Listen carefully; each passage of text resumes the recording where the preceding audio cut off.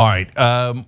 There's some speculation that perhaps other countries are doing cyber warfare against us. You might have heard about the Russians, of course. Now, a lot of folks will chant Russiagate, Russiagate when you say that. Well, we brought on Jacob Helberg. He's the author of The Wires of War and senior advisor at the Stanford CyberPolicy Center. We want to talk it through. So Jacob, welcome.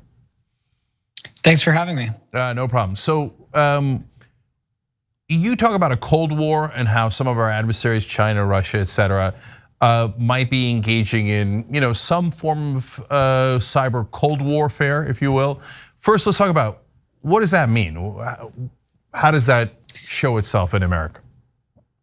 So the way that it's manifesting itself is with the advent and changes in technology, dual use, what in the tech industry and in the military community, people refer to as dual use technologies, which are everyday technologies, commercial products that have potential strategic dual use applications like artificial intelligence, internet fiber optic cables, low orbit satellites, are increasingly embedded in our everyday lives.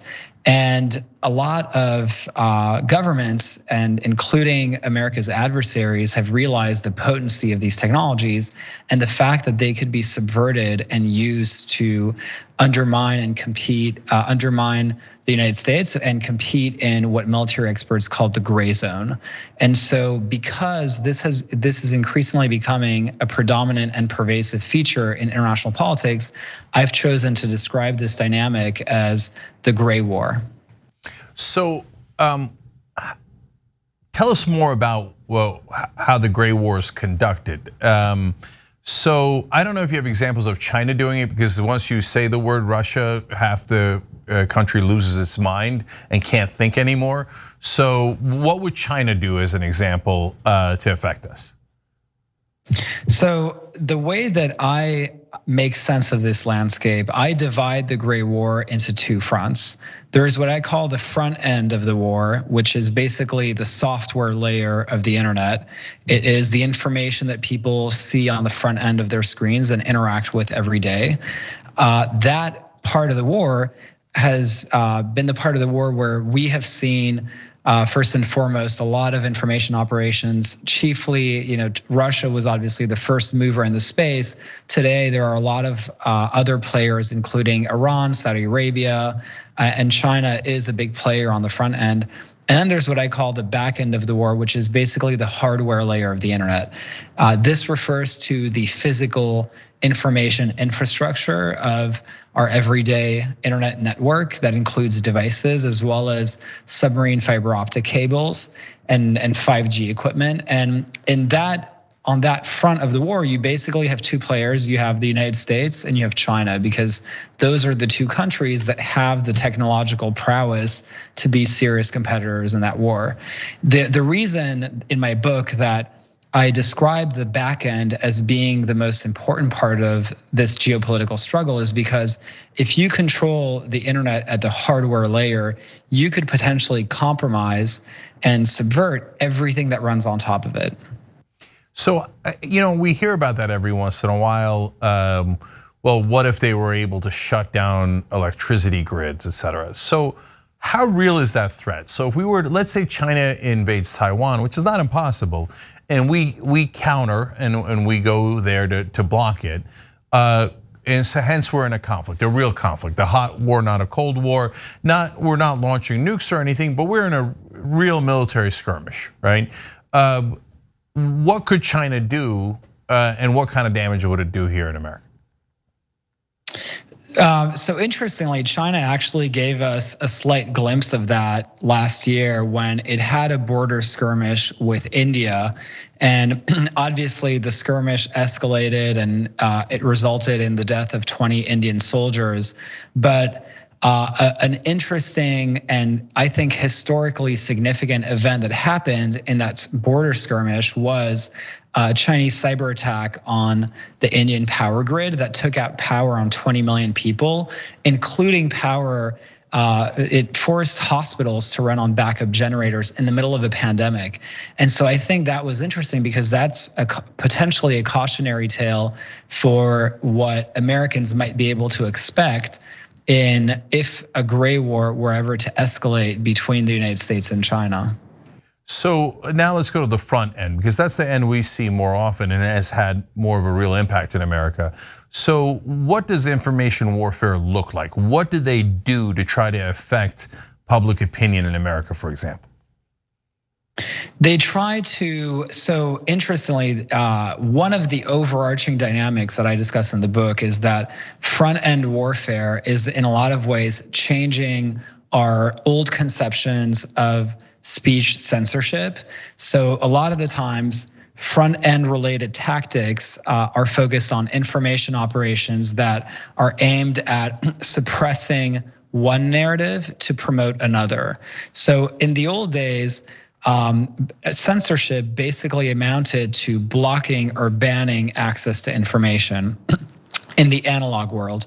Interestingly, in the digital era, when we have infinity feeds, information isn't just about whether it's in or out, and censorship is about whether information is up or down in your feed, because most internet users only ever interact with what's at the very top of their feeds. So if an autocratic government is able to manipulate people's feeds by, for example, prolifically publishing information in order to swamp out everyone else's content and viewpoint, it's able to actually suppress certain narratives and to promote another. Well, Jacob, if you're a superpower, wouldn't you almost be obligated to do this to your adversaries if you think they're your adversaries? Like, I think it's a terrible idea. I don't think America should do it. But if you're thinking from the mindset of gaining an advantage, well, why wouldn't you want half of America to become cheerleaders for your country? Like, for example, in Russia, why wouldn't you want us to be in chaos and disorganized and fighting one another? It's almost an open invitation. You almost have to do it, don't you? I think the tactics make a lot of sense from their vantage point. I mean, from their vantage point, they want to make the world, we want to, it's the old Woodrow Wilson idea. We want to make the world safe for democracy. They want to make the world safe for autocracy. And so it makes a lot of sense from where they're coming from. But I think ultimately, for Americans that care about democratic principles of governance, it is very concerning. And I think that one of the reasons that a lot of Americans tend to get pretty passionate about these topics is because I think there is this intuitive sense that the US is that the substance of what we stand for as a country is ultimately we stand for a set of higher principles than simply, autocratic power. For the United States, for our foreign policy, the US is about an idea. It's not just about a country.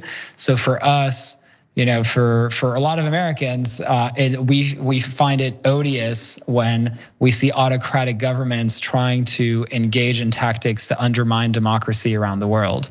Okay, but Jacob, at the same time, we have to be realistic about what America's done too. I mean, we've done this back end, front end warfare against other folks all the time, and oftentimes horribly unjustly. So back end, somebody took out Iran's nuclear computers, that's for sure, whether it was us or Israel, and that seems to be classic back end cyber warfare. And then on the front end, we've been agitating and creating civil unrest against leaders we don't like, even if they were democratically elected, for decades now. So certainly we do it as well, right? It's true that there have been excesses on the American side of the equation. There's no question about that. America is a very big, raucous, pluralistic, imperfect country.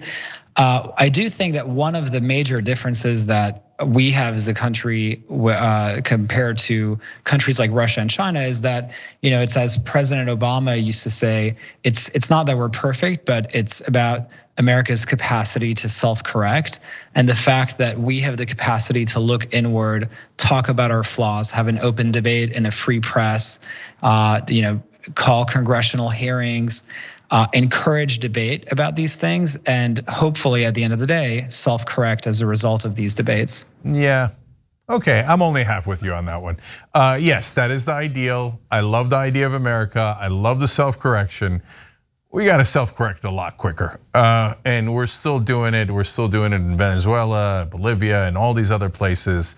And it's stupid, and it doesn't actually help us. It helps giant corporations that actually fund our government. But anyways, one last set of questions, which is, okay, I don't like it when we do it. I don't like it when it's done on us. So how do we stop it? Is there any prayer at all of stopping it? Or no, we're just gonna have to deal with the fact that all sorts of foreign governments, and by the way, corporations, will be doing information warfare for the rest of time, and we'll have no idea what's true and what's not. I think the best way to stop it is for the United States and its like-minded allies in Europe and in the Asia Pacific, like Japan, South Korea, Australia, to work together to help develop a set of democratic principles of governance for the internet.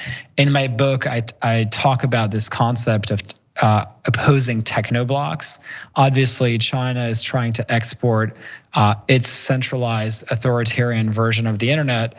And so it's very important for the US to work with its allies in order to solidify and strengthen an opposing democratic internet that is decentralized, where that's bottom up and that offers an alternative positive vision for the internet that's shared with our closest allies.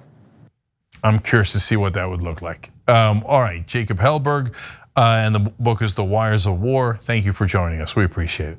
Thanks for watching The Young Turks, really appreciate it. Another way to show support is through YouTube memberships. You'll get to interact with us more. There's live chat emojis, badges. You've got emojis of me, Anna, John, JR. So those are super fun. But you also get playback of our exclusive member-only shows and specials right after they air. So all of that, all you gotta do is click that join button right underneath the video. Thank you.